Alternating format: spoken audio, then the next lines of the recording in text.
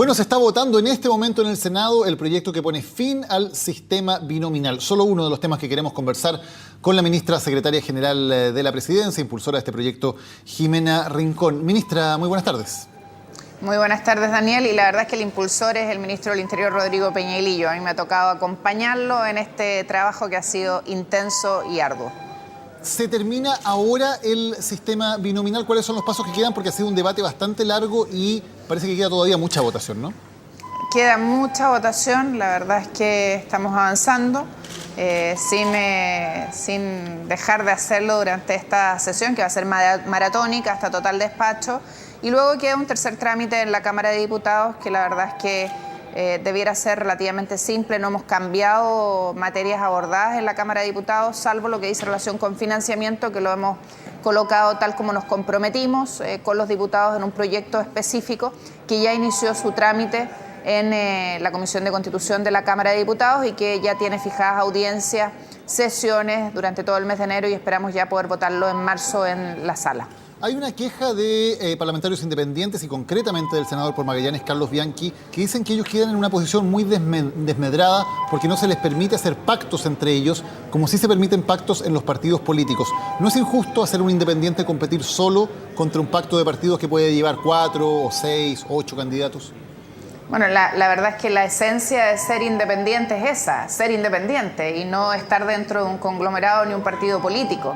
Y eso es algo que el senador Carlos Bianchi sabe, lo hemos conversado en más de una oportunidad, por lo tanto creo que esa es la garantía de ser independiente. No le rinde cuentas a nadie salvo él mismo y a la ciudadanía, y los partidos políticos tienen una estructura y una formación absolutamente distinta. ¿Por qué no permitir pactos entre independientes? 2 o 3 independientes que puedan hacer un pacto entre ellos.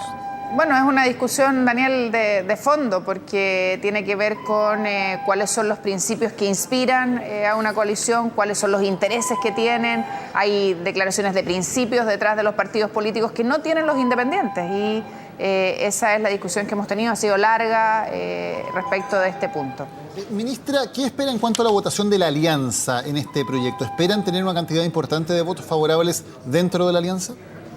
La verdad es que lo que hemos tenido es un reiterado y sistemático rechazo al término del binominal y lo que hemos tenido lo que hemos visto es que hemos ido asegurando las votaciones de los distintos artículos con los votos de la nueva mayoría, más Antonio Horvat y Lili Pérez, que nos han respaldado en este término al sistema binominal y pasar a uno proporcional moderado.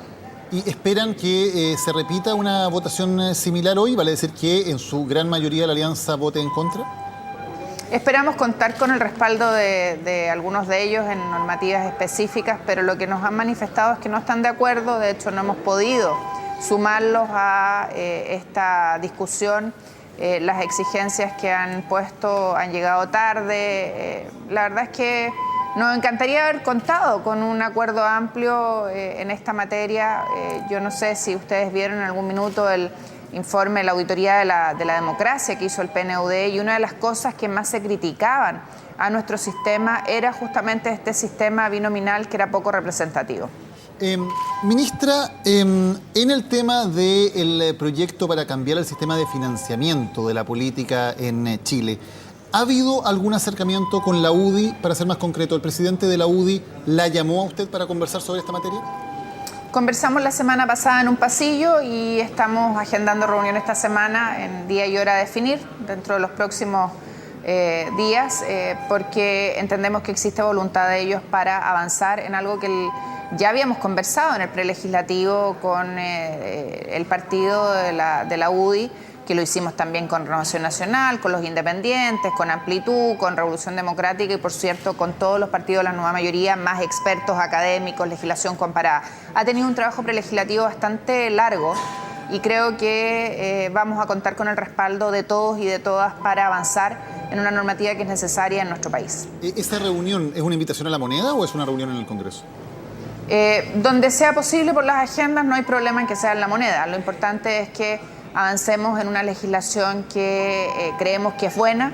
Es un proyecto que hemos trabajado mucho tiempo, arduamente, y donde se recogieron muchas de las cosas que la UDI en su minuto nos planteó. Este proyecto de ley estaba comprometido en el programa de gobierno de la presidenta Bachelet, además suscribió un acuerdo el 30 de junio, mucho antes de todo este escándalo del caso Penta. Por lo tanto, es algo que veníamos trabajando desde antes con todas y con todos. Le pregunto por el lugar, porque en política sabemos que los símbolos importan y la presencia del presidente de la UDI invitado a la moneda en una circunstancia como esta se entendería como un cierto símbolo, ¿no? Es algo que vamos a decidir dentro de los próximos días.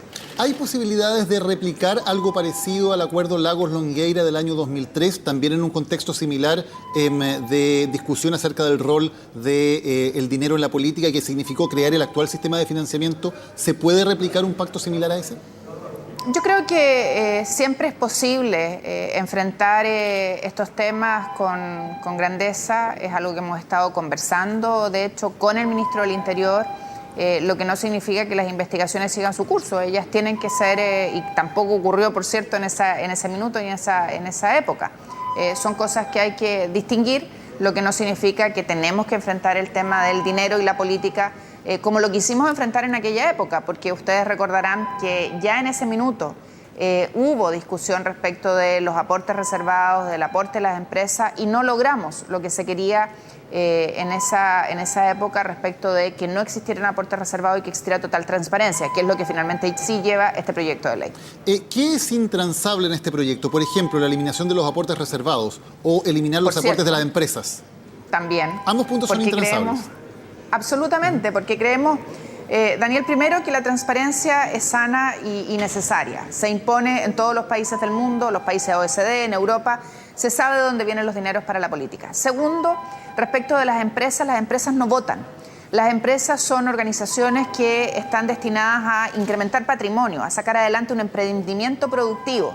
¿Cuál es la lógica de que exista dinero de las empresas a la política? Tener cierta influencia sobre los políticos para generar más dinero para esa corporación, claramente no va en el sentido correcto y por eso la presidenta ha sido tan clara en este punto: no a los aportes reservados y no al aporte de las personas jurídicas en política, y revisar absolutamente la normativa en materia de aporte público, porque lo que hoy día pasa, Daniel, es que las empresas con cargo a los beneficios tributarios, la rebaja tributaria, deciden, con la plata de todos los chilenos, a qué amiga, amigo, conocido, no conocido le dan dinero. Eso nos parece que no es transparente y no es equitativo. ¿Habrá sanciones penales, sanciones de cárcel incluso para quienes violen esta nueva ley de financiamiento electoral?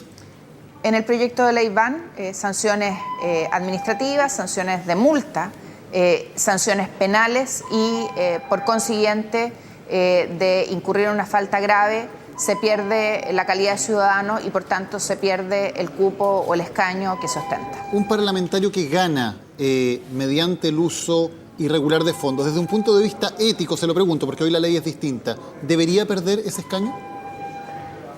Desde el punto de vista ético, obviamente que una persona que está ejerciendo un rol público es muy difícil que pueda explicar a la ciudadanía que ha logrado ese escaño transgrediendo las normas. Es tremendamente complejo y por eso creemos que como hay que legislar hacia adelante y que hay que tener claras las normas en esta materia, este es un tema que no podemos dejar de abordar en la legislación que estamos discutiendo en el Parlamento hoy día. Pero un parlamentario que haya ganado ocupando fondos irregulares, ¿queda en una situación ética o moral compleja para seguir ejerciendo su cargo? Sin lugar a duda queda en una situación compleja y no cómoda. Y obviamente es un tema que la legislación tiene que abordar. Ministra, anoche en CNN Chile, el jefe de los diputados de la UDI, Felipe Ward, dijo: es cuestión de días para que se sepa que esto, o sea, el financiamiento irregular de campañas, es una práctica generalizada. ¿Les preocupa que la UDI tenga antecedentes que pueda denunciar o que pueda entregar ante la opinión pública sobre campañas de la nueva mayoría? Yo creo que tenemos que transparentar las normativas y tenemos que instalar la equidad en estas discusiones desde el punto de vista de que hoy día no se accede en igualdad de condiciones al financiamiento y que además no hay sanciones ni normas claras. Y voy a poner un ejemplo que no tiene que ver con obtener recursos públicos para campañas, que tiene que ver con campañas y que tiene que ver con dónde ponemos la publicidad. La norma hoy día prohíbe colocar propaganda en espacios públicos, pero todos lo hacen, todos lo hacemos. y no hay sanción ni forma para enfrentar eso. Este proyecto de ley lo enfrenta. ¿Cómo? Estableciendo dónde sí puede ir la propaganda y señalando que el CERVEL va a dictaminar el retiro de aquella que esté mal colocada, el municipio la va a retirar y va a cargar ese costo a la devolución de dineros del candidato cuando gane o cuando se le reintegren sus dineros por voto obtenido. Ahí despejamos en ese caso normas de procedimiento y normas de sanción. Y eso es lo que creo ha faltado en la normativa hoy día en nuestro país. Pero, ministra, cuando la UDI advierte que tiene antecedentes que se van a saber en algunos días más, por ejemplo, como gobierno, ¿ustedes tienen la certeza de que no hay ningún otro ministro que esté involucrado de ninguna manera o que sobre el cual pese ninguna denuncia sobre financiamiento irregular? ¿Sabes lo que pasa, Daniel? Que teorizar no sirve mucho en esto. Si la UDI dice que tiene antecedentes, que los entregue. Y serán los tribunales los que tengan que investigar en esta materia. La cacería de brujas no creo que sea buena, las venganzas creo que no son buenas y creo que aquí tenemos que despejar cómo se ha actuado hacia atrás con los procedimientos que están en los tribunales. Cómo actuamos hacia adelante con una normativa clara que, insisto, que tiene que cumplir 3 mandatos que la presidenta nos ha dado: transparencia, equidad y control efectivo con las sanciones respectivas. Ministra Jimena Rincón, ministra secretaria general de la Presidencia, gracias por habernos acompañado desde el Congreso en CNN Chile. Buenas tardes. Muchas gracias a ti, Daniel.